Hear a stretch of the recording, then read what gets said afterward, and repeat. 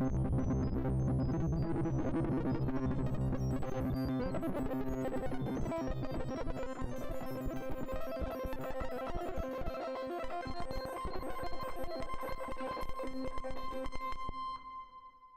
is SoundNotion, the weekly podcast for new music and music news. I'm Dave McDonald. I'm Nate Blyton. I'm Tim Rosenberg. And I'm Víctor Márquez. Thank you for joining us this week. As you can see, we are a little bit different than our normal collection of folks. Sam and Patrick are traveling for the Thanksgiving holiday, and joining us this week in their stead. Thank you very much to Victor and Tim. If you don't know Victor and Tim, Tim you may know from another show on SoundNotion TV, Music is Hard. Tim's a fantastic saxophonist, currently living in the Ithaca, New York area. Yep. And Victor is a fantastic composer that we have yet to get on SoundNotion yet. But Victor is from Venezuela, lives in East Lansing, Michigan right now. So thank you guys both very much for joining us. Glad to be here. Yeah, we're going to have fun. This week, our one story that we kind of carried over from last week, we got a little carried away last week with Chris Richardson from 8th Blackbird. A little too much fun. And so we missed out this cool story.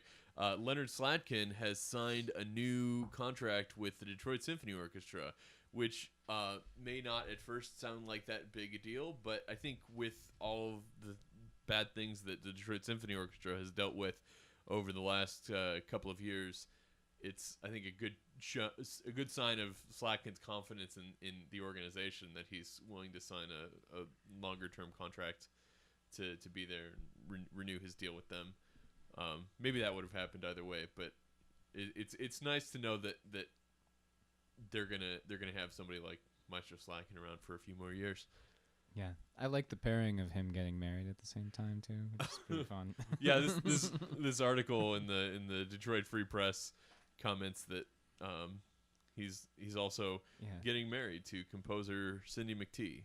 So two contracts. Two contracts to celebrate. Which I think is the most romantic description of a marriage I've ever heard. It sounds like he's got a heck of a deal. So I hope they put in a little prenup for him. Yeah. It says here he might be making around. They don't know exactly the numbers, but I would guess around 800,000, which is in the middle of major orchestra conductors. Sure. But I don't know. I mean, to me, it seems like a lot of money to pay one dude. Exactly. But I don't know. He probably puts the butts in the seat, so I guess that's fine. Sure. But is that after the reduction? Because he says that he complied for I think a 30% reduction of his salary as part of the new deal or the negotiations. It says something about that too. Yeah, I read that. I think these numbers are are from last year when he was also taking the same reduction. But they say that some of they list $883,700, but they say some of that went to pay Columbia Artists Management people who performed with the DSO. So basically, they're looking through their records and seeing how much they paid to Columbia Artists. Right. And because Leonard is one of them. Right. But there would be some others there too. So I'm just kind of ballparking here. How much could you pay one person for one night? Right. Maybe and that's all anybody can do. This sort of thing isn't public. Yeah. So congratulations to the Detroit Symphony Orchestra and of course to Maestro Slatkin. On to the New York Philharmonic.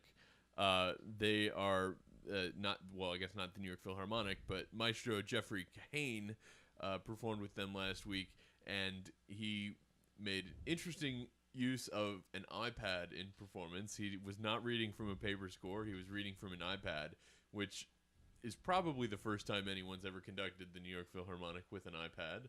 At least in performance, maybe in rehearsal they have, but it's becoming more and more common for people to do this.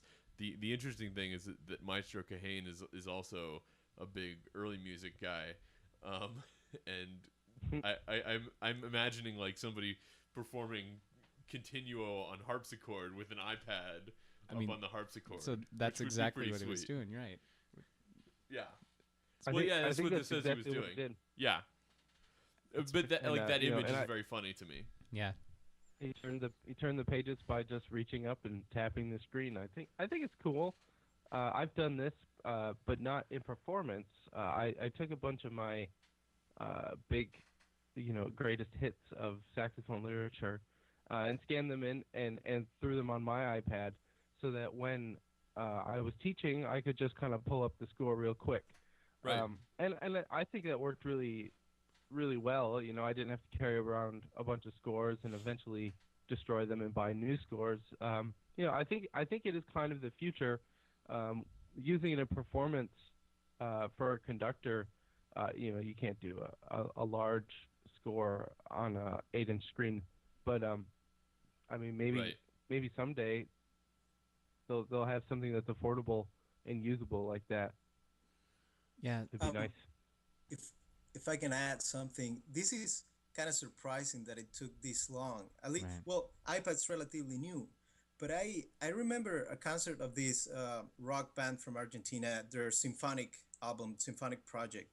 The conductor was using a fairly large monitor and reading from it, and I think he was turning pages by using some sort of wireless pedal or something. Yeah. And this was at least 10 years ago. Yeah. Oh, yeah.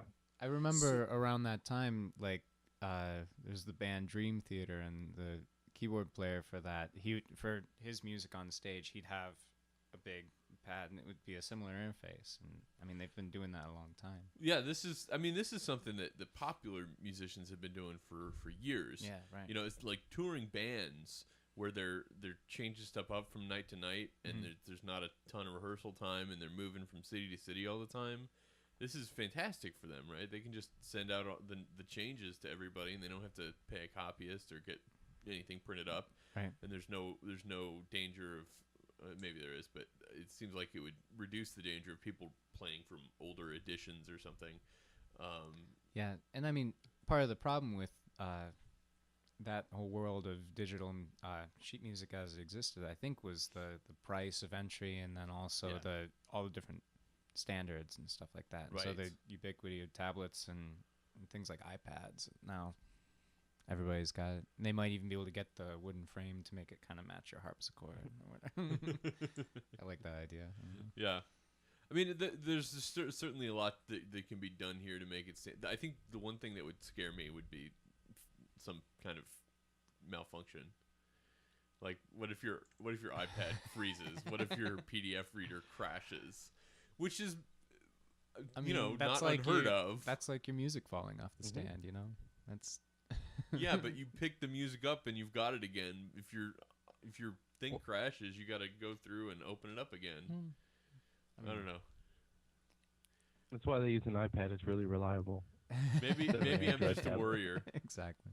No, I know that Harry Connick has been doing this for a long time with his big band. That and it wasn't iPads. It was that other music stand score thing. Yeah.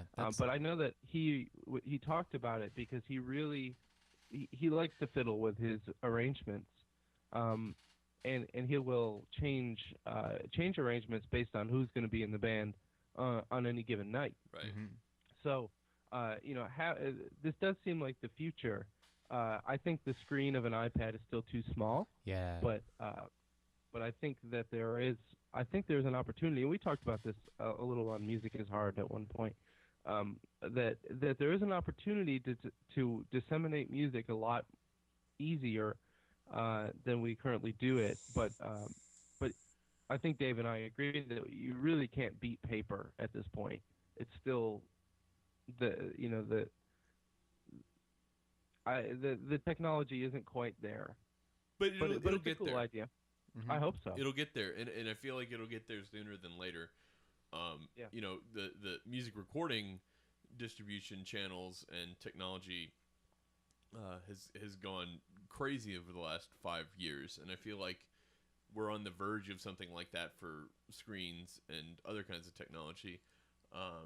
Yeah. One of the problems is miniaturizing this technology is the opposite of what you want to do. Right. So it may not get cheaper, but hopefully it will. Yeah. It'll be a wild thing though. The fully functional like dual 11x17 e-ink score reader. Right.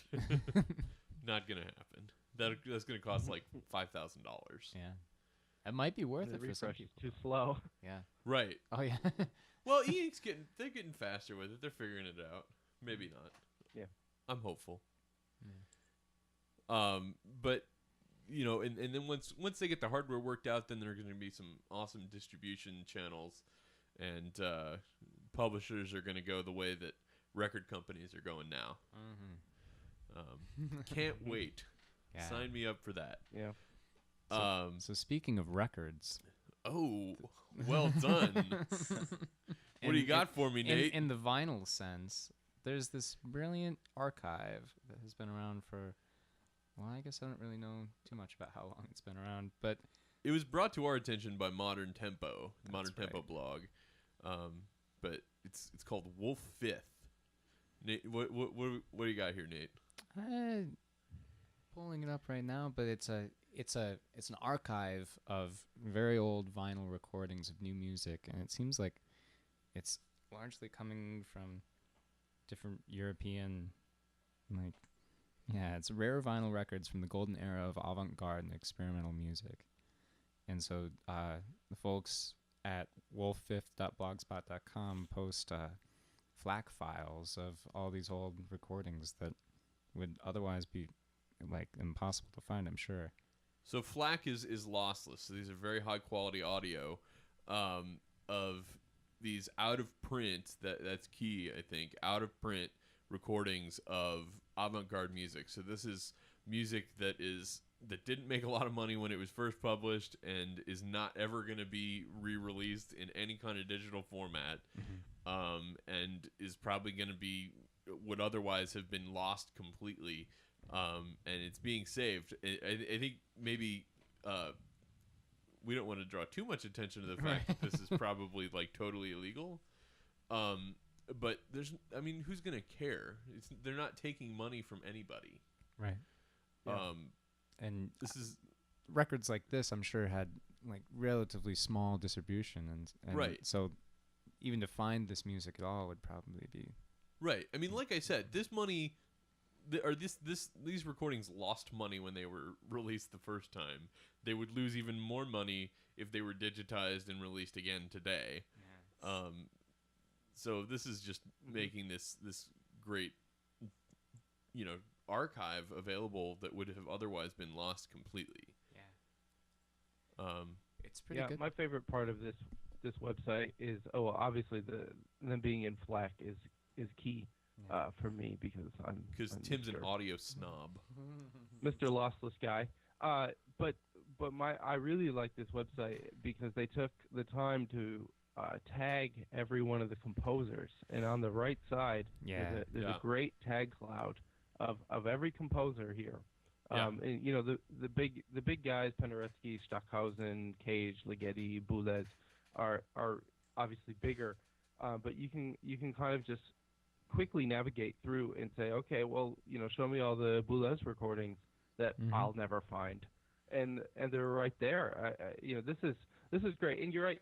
You know what else they have that's great is really high resolution scans of both sides of the sleeve, so the front and the back. Now, this one that I'm showing right now is in not very helpful to me French, but. It's a good and you could it's very high quality. You could do some optical character recognition and have this in very readable digital format very easily. Anyway, sorry to interrupt. I just thought it went along with what you're saying. No, that's great. I mean, they've really done a good job to preserve as much of the original disc as possible. But make this digital. So you get the sleeve, you get all of the data of the audio. Even on the right, they have. It looks like they've digitized several box sets. So that's available. You can click on one of these box sets and get the thing. I think that there could be some legal challenges here with because they don't own this music and they're obviously distributing it for free. But you are right that nobody is losing money here because this music isn't going to be out uh, anytime soon. Ever. So it's only really It's not an anytime soon. probably It's never. an ever. Yeah, you're right because they never made money on it, and it's the only way to access this stuff would be through a library that might have access to the vinyl, and we all know that record players are going the way of tape decks, so it's hard to find a good one. I think this is great, and they even I'm just reading through here. There's one disc here that says due to a very severe pressing error, the B side is unplayable. Oh man! so you really find out, the whole spectrum of what was going on in the, the 50s through the 70s of mostly European recorded avant-garde music. Yeah, it's really cool. Absolutely, and this is like the kind of archiving that is really really solid archiving. This is the kind of stuff that you would expect of like the Library of Congress. It's the highest quality recording available. They've gotten all of the information out of it that they can and made it searchable. And I can't thank this person enough. I don't know who it is that's making this happen, but if you happen to listen to this, thank you. Yeah. Well, and it just occurred to me that if Google had done this, people would have just been up in arms and yelling at them. But because it's some unknown random guy, I assume it's a guy, could be a woman. I really don't know. It's just some random person. It doesn't draw the attention of all of the people who are out to protect their nickels. Right. So this is really nice. I'm really happy that Barrio conducts Barrio. Oh God, I'm breaking it. Actually, this one you can get. Tim's gonna leave the show right now so that he can go listen to Barrio conduct Barrio. No, I have this one. You can get this one on CD. They better watch out. So they do at the end of their about section. They say they can't emphasize it enough. To the best of my knowledge, these recordings are currently unavailable and will remove them immediately when asked for. So I don't know. I don't know how much legal weight that might have, but Right. Well, that's good to know that they're at least, making that. Yeah, option. Tim, maybe you should let them know about that one. Or don't. No, I say no. don't let them know. Wait a about couple that days so I can get it first. So, it's just a really great resource. Anyway, thanks again. Another great educational endeavor launched in the UK this week was the UK Department of Education has released their national music plan, which apparently has been in the works for a long time, and to my knowledge we don't have much of anything like this in the United States. But it's a plan for making sure that every student in UK public schools or state schools, I should say, has the opportunity to learn music in the way that will benefit them for the rest of their lives. It's fantastic. Did anybody read any of the specifics in this plan? Here's their little blurb. They say this is the blurb for the document itself, the National Plan for Music Education. It's titled "The Importance of Music and High-Quality Music Education Enables Lifelong Participation in and Enjoyment of Music, as well as underpinning excellence and professionalism for those who would not who choose not to pursue a career in music." And so then they say, everybody in England, all children should have the opportunity to learn a musical instrument, to make music with others, to learn to sing, and to have the opportunity to progress to the next level of excellence. The publication outlines the aims, for everything.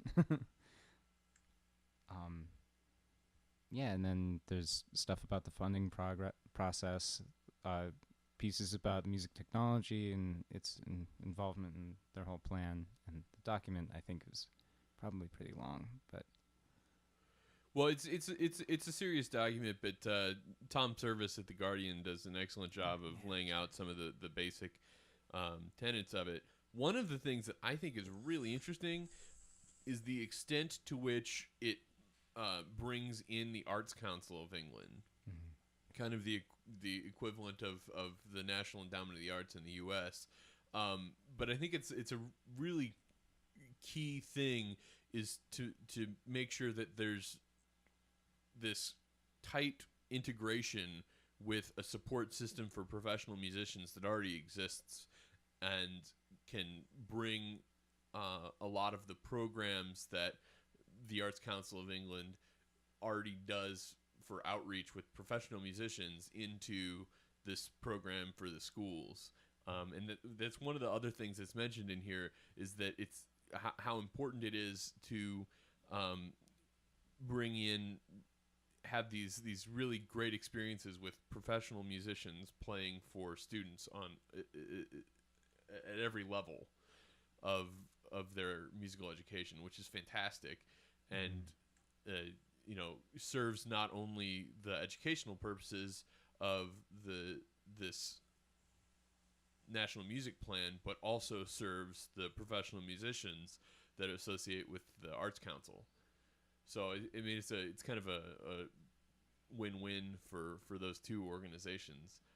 But this plan makes sure that everybody has access to instrumental education or kind of more applied music, but also the academic side, which is fantastic. Yeah, I also really like the way they're focusing on elementary level and early learning education.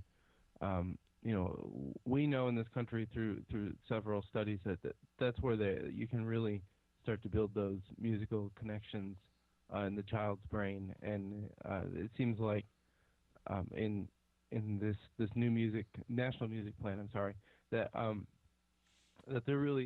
they are making a concerted effort to focus on not just making great performers at the higher high school level or whatever, but a more holistic approach from the child's very formative years all the way through the end of their public education before they go to conservatory or university or whatever.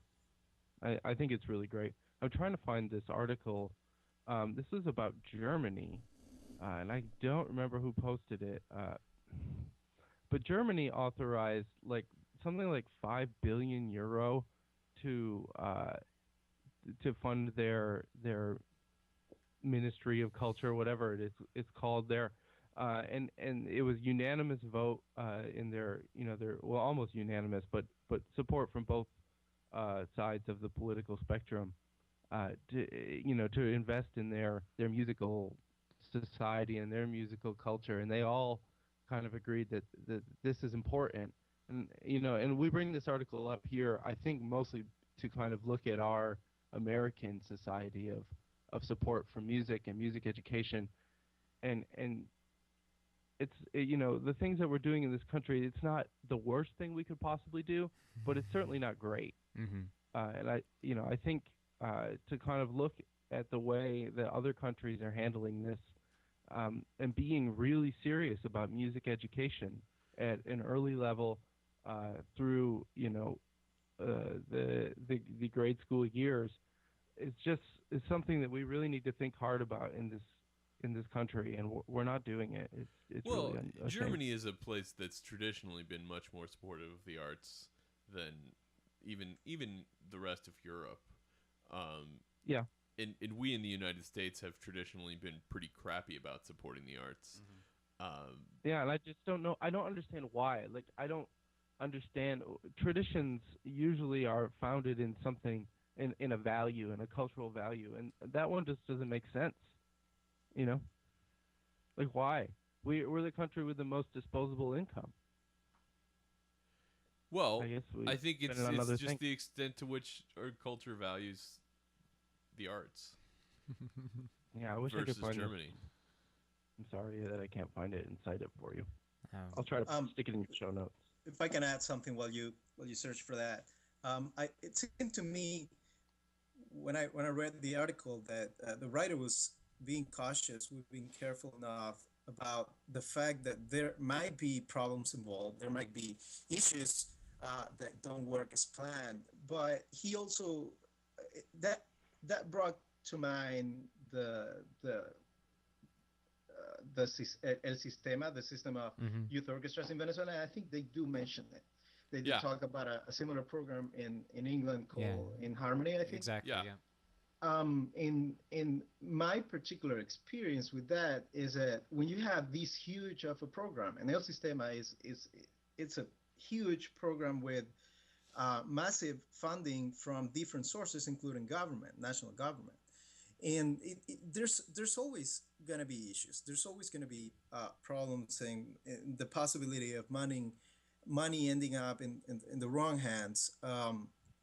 But the end result is something that you should be proud of, and I think that's what he's saying. He's saying, well, there's certain things that might go wrong, but the principle of this, its base kind of idea is something to be proud of. Yeah, I mean, we certainly have to respect the ambition. Yeah. I found the article. It's Norman Lebrecht on Slipped Disc. Yeah. He's good. artsjournal.com/slipped disc in one word. And it's Germany votes extra 50 million euros for culture. Awesome. So that's not quite 5 billion.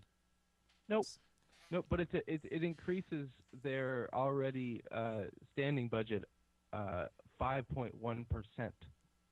So it's a significant increase in a budget. If we increased an American budget in any part of our government 5.1%, that would be a lot.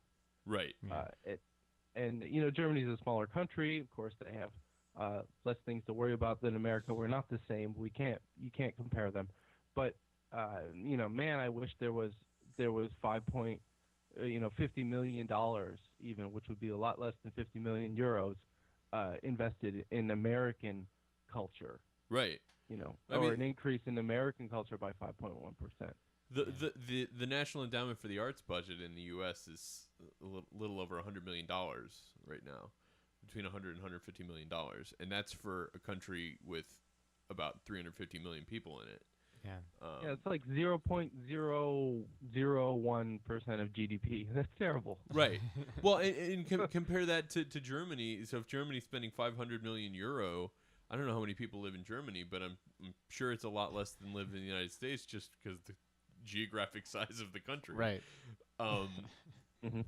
So I mean, that's just such a much larger percentage of money that's going into the arts for them.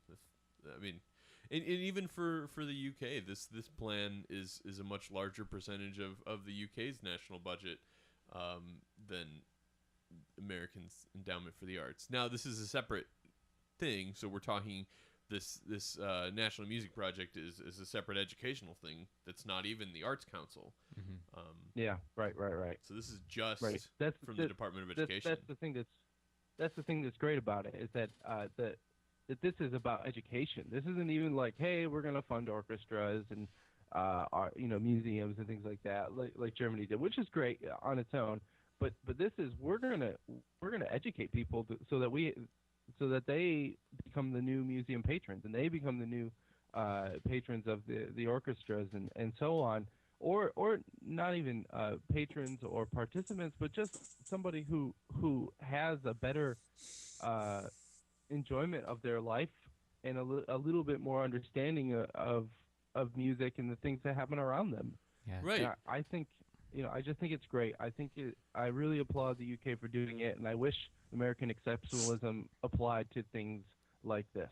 This is something actually that when we had Alex Ross a couple of weeks ago, we talked about his recent book, Listen to This. Mm-hmm. One of the things he talks about in Listen to This, one of the reasons that audiences for classical music are getting smaller and smaller is that 30 years ago, when the people who are today middle-aged were in grade school, nobody ever bothered to teach them anything about classical music. Nobody ever bothered to instill in them an appreciation for orchestras or string quartets or, God forbid, operas. Yeah. So I mean, that's what this is gonna hopefully go a long way to solving in the UK. Yeah. I just can't wait to see in 10 or 15 years when these kids get into their 20s or something, like what the audience is going to be like and everything. Just I don't know. We can only hope. I mean, I'm sure the world's going to change a lot in other ways between now and then, but we can hope for that too. Yep. So, I don't. Another story we have. I don't know if I have a good segue for this. Anybody got a good segue? Well, did you have one? Well, there was a good segue to one of the other stories I was going to interject. Go for it. Well, you mentioned opera, and why would you make an opera of something anyway? I don't know. That's a really good question that I ask myself all the time. Why would I make an opera of something? Seems kind of harsh when you put it like that. Yeah, right. Colin Holter wrote a piece on New Music Box this week, kind of wondering why we would decide that an opera is the right medium for a work. He talks about production of Kevin Putz's new opera, premiere, I should say, of Kevin Putz's new opera, Silent Night, which is based on a film called Joyeux Noël, and he kind of paints it the same way as you would a novelization of a movie. Big budget film. I mean, like, why does it need to be a novel? I think he makes it pretty clear some of the differences between making a novel and publishing and getting that stuff out and putting together this performance, an opera and everything. Sure. But yeah, I mean these. Go ahead, Tim. These decisions aren't made because of the art value. Right. Like Wait somebody a makes minute. a book based. Yeah, I know. They're not trying to get a Pulitzer with TMNT, the novelization of the Teenage Mutant Ninja Turtles movie. No, they're trying to make a buck. So I think that the comparison is interesting, but not exactly applicable in that sense. Now, why make an opera of a movie to kind of side release? I don't know. And I'm IMDbing this movie right now. 2005 movie, in French, I think. Yeah. The title's French. I don't know. It doesn't really stand out to me.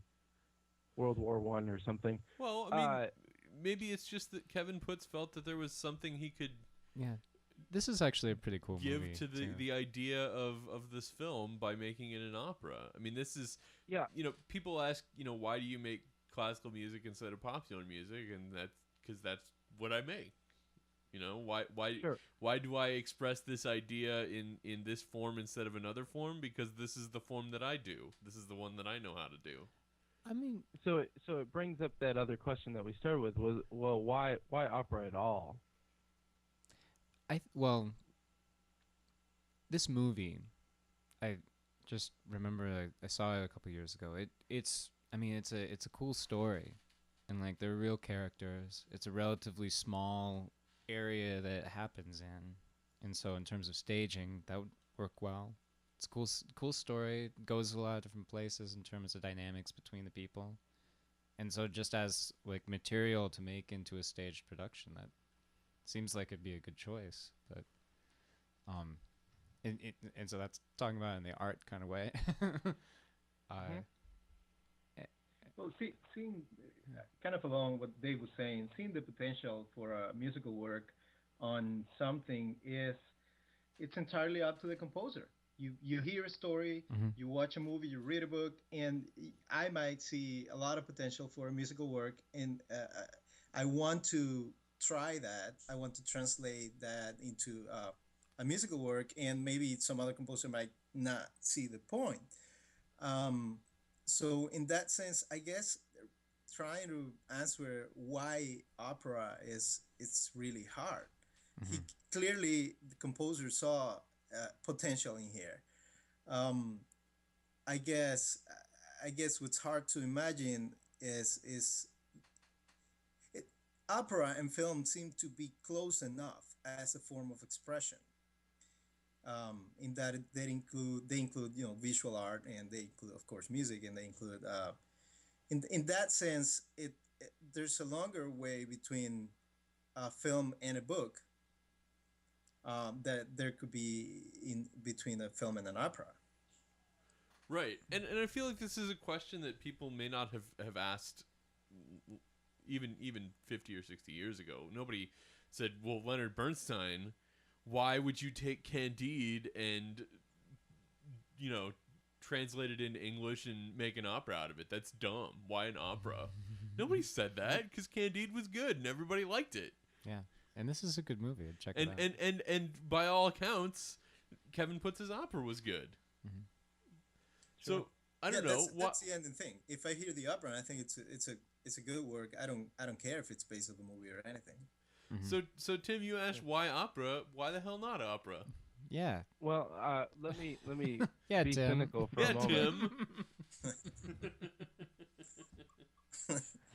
I think opera, because I think people, and I think this is kind of revealing itself. I think that composers are attracted to opera for the same reason that people, that writers are attracted to film, is that there's a lot of money to be made. You put together an opera and a new opera based on something that's familiar. It's seasonal. It's probably not that complicated or offensive, and I think you'll be able to fill the house several nights in a row, and certainly take away a good chunk of change. So that's why opera. That's and I don't really have a. I don't think it's ridiculous. It's completely ridiculous. How much money you think is being made on Nico Muley's Dark Sisters that was premiered? I think a lot. A lot. I think Nico writes opera because it makes him a lot of money. Are you serious? Yeah, I'm dead serious. And I don't have any numbers. I'm now thinking about doing some research to find out. Yeah, if I me can. too. But I think it's a lot. All right, Herman Cain. I don't have the facts Well, to back this up, but I know. Now you're throwing barbs. Come on. I think that there's a significant chunk of change to be made there because people like to go to the opera more than they like to go to the symphony concert or the the small chamber music concert or the solo recital. You think that's true? Because when I play opera at my music appreciation students, they all cringe and want to run out of the room, and they don't necessarily do that when I play instrumental music. I think they don't like the singing. The bel canto. The singing is, it's kind of an acquired taste. Sure. A lot of people start off listening to opera saying they can't get through the singing, and then eventually come to recognize it as the way that opera sounds, at least. Yeah. At the very worst. And opera has great singing and poor singing, and there's no reason to think that all opera singers are great all the time, because Sure. they're not. Mm-hmm. No, I think that there's a lot of value for producing an opera, for the house and for the composer, and that's why I think they're kind of experiencing a small resurgence. Where back maybe even 5 years ago, opera was thought to be dead. Nobody was writing operas. Well, I think another thing, we talked about this a few weeks ago, that the definition of opera has gotten a lot wider. Yeah. Lots of different multimedia things that people didn't think of a few years ago as operas are today, I think, the most vital part of the genre of opera. Yeah. Are these new, smaller productions in interesting venues or with different kinds of media around them, And the instrumentation can change a lot, Sure. and there's plenty of exceptions to the bel canto. Yeah. But yeah, I mean, so people are making opera their own in different ways these days, which is Yeah. really nice. I mean, I opinion, don't but- think that nonsense opera we talked about months ago, made a lot of money. I think that's kind of a concept opera that who Right. wrote that? David Smoke. I think that's a concept opera that is somebody who's trying to push the limits of what opera is. Sure. And I think that's great. I don't think that made a lot of money. I think Nico's operas make tons of money. Maybe. Yeah. Well, I think this is pretty good for this topic anyway. But Yeah. speaking of David Smook, he wrote an interesting bit on New Music Box as well. Yeah. It's called the Composer's Toolbox, and it's a discussion of what it means to be a composer, what it means to go on and keep going to school for forever or write music, or his proposition in here is pretty interesting to me. What proposition? The one where you would find somebody that you're interested in, some composer that you really like what they do. Instead of going to graduate school. I know, right? It's kind of wild, and just pay them and then learn from them for a long time, and then Right. like, go study with your favorite. It's particularly person. It's like- remarkable because he teaches at Peabody right now, which is Yeah. a ridiculously expensive private school. And so he's encouraging He's people to like- bypass the system. Yeah. Right. Don't pay Peabody $50,000. Just pay me $20,000. Cool. He's not encouraging. He's saying there's other options. Right. No, and but you wonder how many people get this talk from somebody that they trust. I don't know if I ever did. Like why do you think you want to go to graduate school? Yeah. Well, I did. because I was done and there was nothing else to do. Right? But I mean, and there are so many other possibilities with people putting together their own ensembles and working mornings in a coffee shop and then getting rehearsals together and playing music, and I mean doing podcasting and trying to gain notoriety through arts administration, all these different things, Well, but that connects because I was surprised to find him on the list of tools. I shouldn't say surprised, but it probably something you wouldn't expect was these self-promotion skills. That was listed among the tools, and some of the things that you're saying kind of tied to that. I mean, if you think about alternative ways to promoting your work and to promoting your brand, if you want to put it that way, having your own ensemble is one of them. Having your own podcast is one of them. Yeah. And so in that sense, he's saying that some of the alternatives have to do with self-promotion and with going out the real world instead of going to school for 5 more years or 4, or I don't know. Right. And I think that's something that a lot more schools are embracing anyway. There are a lot of programs today that have like musical business. entrepreneurship. Yeah. Well, not just music business, specifically entrepreneurism, teaching you how to form a business or form a plan in general. Yeah, I want to take that class. Sure. I mean, so if you read the president of the New England Conservatory has a blog, and he talks a lot about their musical entrepreneurship program. I can't remember the guy's name. Tony something. Anyway, he's got a great blog, and he talks about their program for musical entrepreneurship, and they support their graduates in their entrepreneurial projects. They have some grants that they have available for stuff like that. That's fantastic. Something that I certainly didn't get when I went to school, but that I think would have been a valuable thing. Yeah.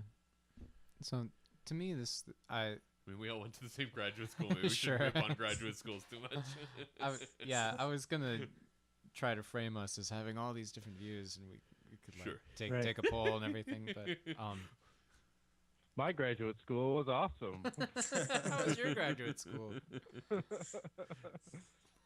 Yeah, we could maybe do some things differently. Yeah. But So sorry. no, go ahead. Go ahead, Victor. Well, I was going to say that this self-promoting thing, and it seems like not going through that in school hasn't stopped you from, trying different activities that have to do with entrepreneurship, and so it seems like it was the way to go once you were out of school.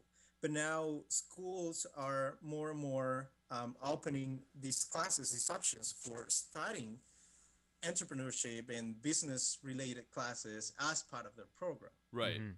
But there's no need to reinvent the wheel. I feel like, all these people are, you're right, there are a lot of projects that people are starting once they get out of school. But I feel like each time somebody does this, they're figuring out how to do it from the beginning.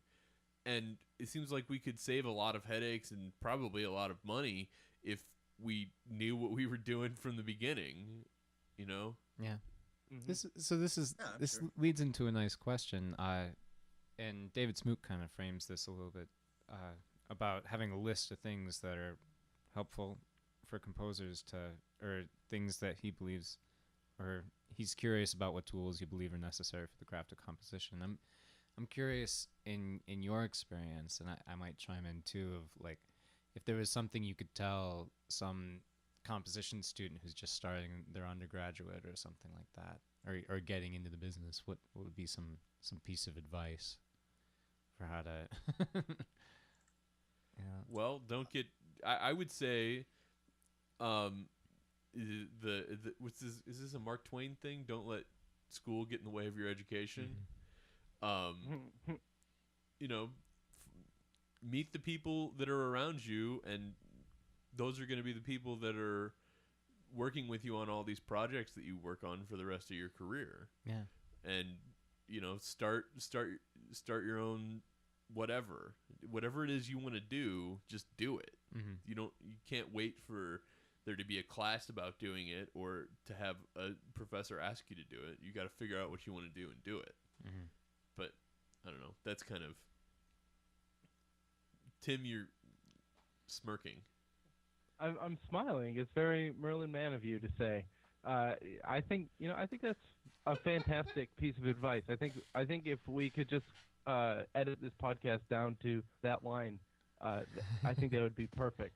I'm dead serious. I'm not being facetious. You think we should actually release a 3-second podcast that just is that sentence?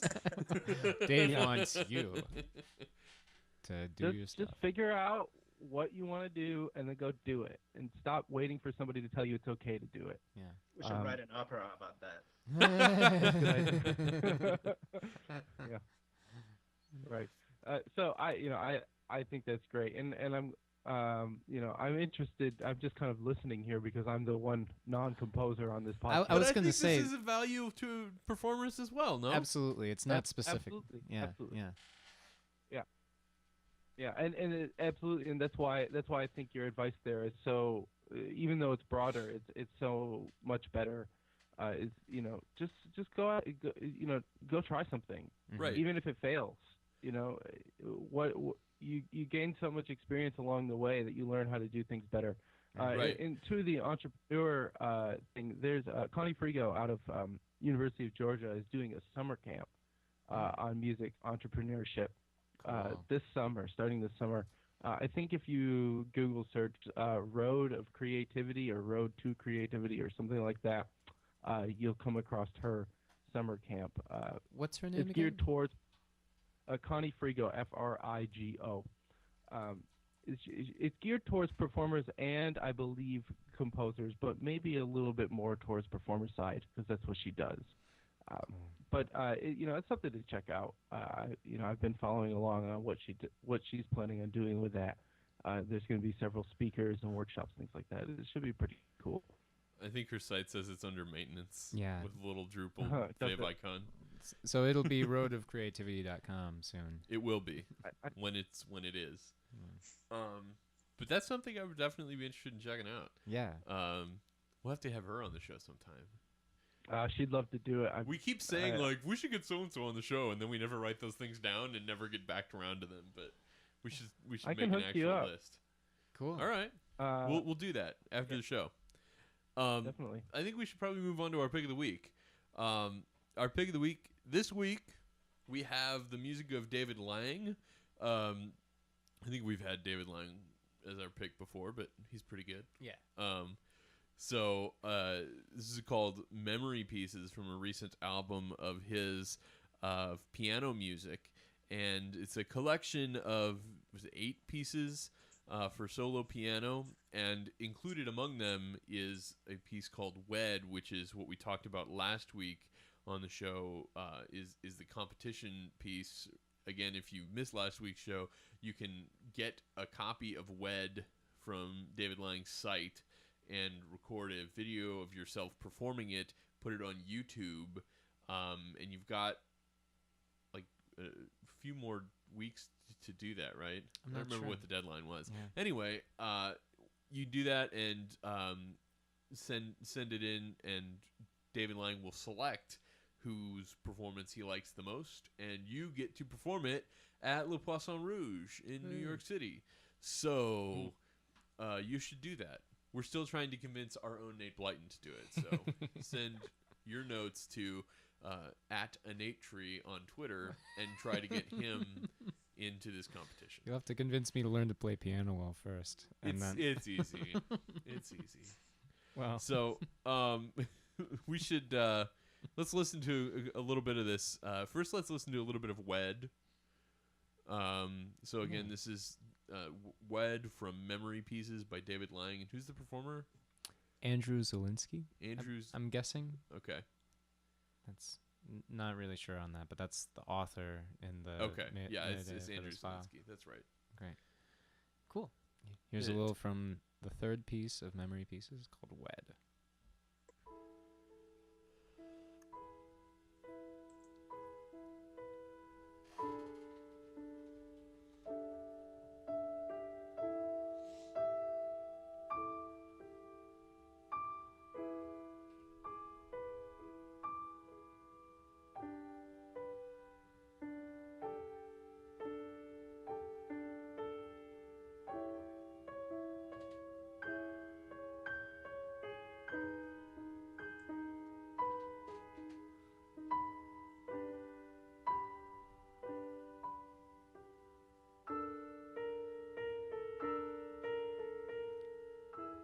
And then to give you a little idea of the range of these pieces, here's a little from the seventh called Wiggle.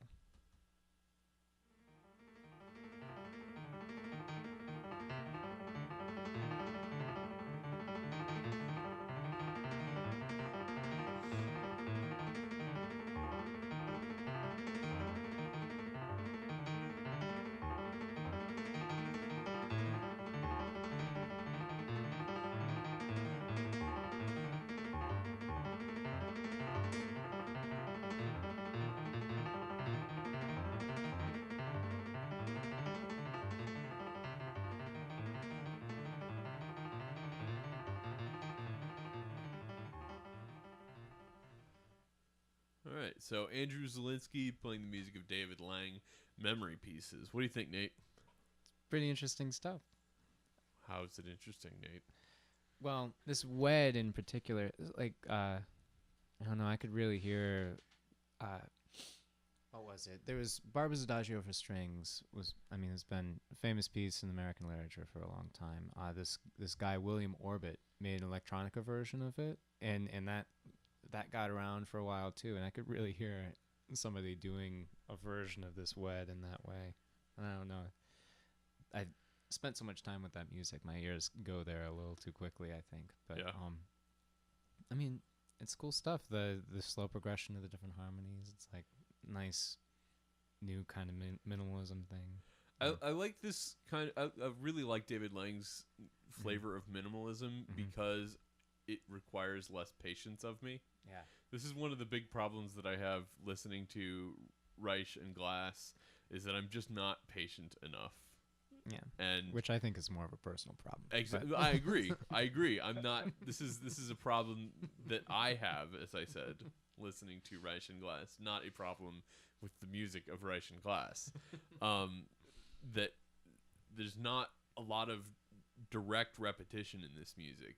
It's moving very slowly, but each time there's something that's a little bit different, and that it's much more continual rather than these chunks and then slightly different chunk repeated and slightly different chunk repeated. Mm-hmm. So I think that's one of the things that draws me to David Lang's music in general, and this music in particular. Yeah. What do you guys think? I liked it. I thought it was really pretty, especially Wet. I think it's quite beautiful. Yeah. And I would love to hear a live performance of that. That's the one thing I don't like about Wet is that it's very pretty. Well, I mean, I think there's room for that, and the other pieces, at least the other one you played, sounds quite challenging, not just to play, which it obviously is, but also to listen to. That kind of driving thing is flashy at first, and you're like, whoa, but when it goes on for 8 minutes, then you're just like, okay, what's going on here? Then you have to find your own thing to grab onto. Yeah. Right.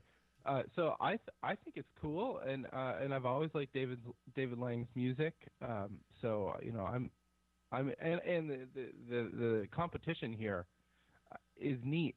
Although I wonder why you have to have a video of yourself playing it. Like, what is the visual going to add more than I the think listening would it's add? just easy to upload stuff to YouTube. And it's also a really public Yeah. submission kind of format where people can see all the submissions that are happening there instead of you sending him an MP3 or something like that, which to me is pretty valuable because then you can, I mean, it's this big collection of performances of his pieces that are available online too, which is pretty cool. I know, and that's so smart. It's just Right. it's so clever.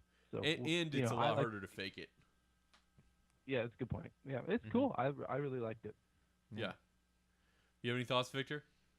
Well, I was just thinking how before we started the show, when we heard this, I think it was Tim that brought the name of Brad Meldo to the table, and as a fan of Bill Evans's music myself, I can hear some of those colors that change very slowly, and that I think make me enjoy this music very much. This whole idea of pretty, and as a composer, not being afraid of writing pretty music is something I value as well. So I thought it was beautiful, and that's what I liked about it. For the record, I don't hate music because it's pretty. I was just giving Tim crap. Sure. We believe you, Dave. You cut me deep there. If you listen to our other podcasts, you'll know that David just gives me crap just for sport. I should say becoming a that pro at Tim can give as good as he takes. Yeah. So I think we should probably wrap this one up. Thank you guys so much for joining us, Tim and Victor. It's been great having you. Thank you for having us. It was great. It was a lot of fun. We'll have to have you guys back again sometime. And thank you, of course, to everyone that has listened or watched the show today. We had certainly a lot of fun putting it together. If you have any comments on any of the topics that we talked about today, or if you'd like to read any of the stories that we discussed, we'll have links to those, and the opportunity for you to comment is always there at soundnotion.tv/SN. That's the site for this show. You can also find our other shows there. You can also find all those shows on iTunes in the iTunes store, and you can subscribe there and catch every episode. You can connect with us on Facebook and Twitter, where we're at SoundNotion. We also each have our own individual Twitter feeds. We'd love to continue these conversations there. SoundNotion's introduction includes music by Patrick Gulo and video by Tyler Lepp. Thanks again for watching, and we'll see you back here next week.